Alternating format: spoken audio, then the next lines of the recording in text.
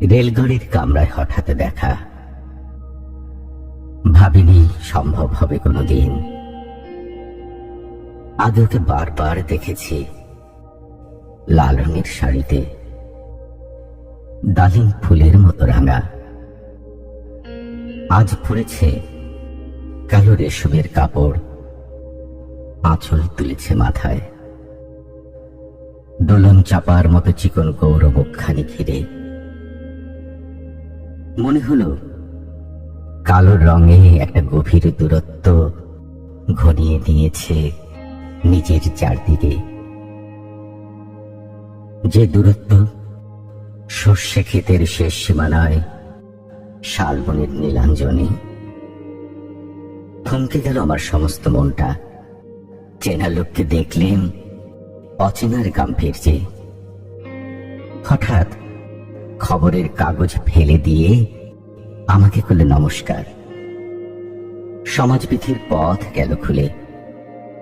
আলাপ করলেন শুরু। কেমন আছো, কেমন চলছে সংসার ইত্যাদি। সে রইল জানালার বাইরের দিকে চেয়ে, যেন কাছের দিনের ছোঁয়াচ পার হওয়া চাহনিতে।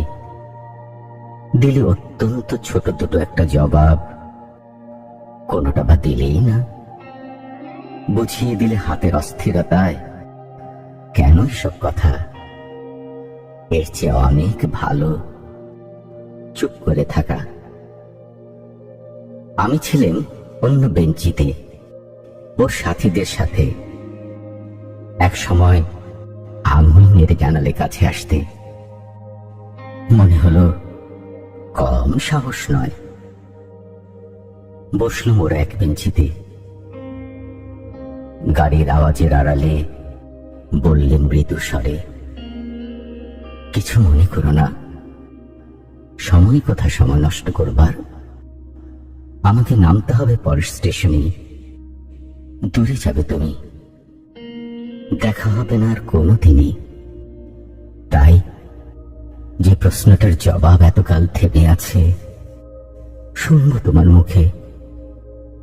সত্য করে বলবে তো? আমি বললেন, বলবো।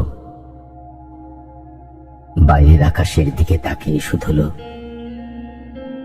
আমাদের গেছে যে দিন, একেবারেই কি গেছে, কিছুই কি নেই বাকি। একটুকু রইলেন চুপ করে। তারপর বললেন, রাতের সব তারাই আছে দিনের আলোর গভীরে। খটকা লাগলো। কি জানি বানিয়ে বললেন নাকি।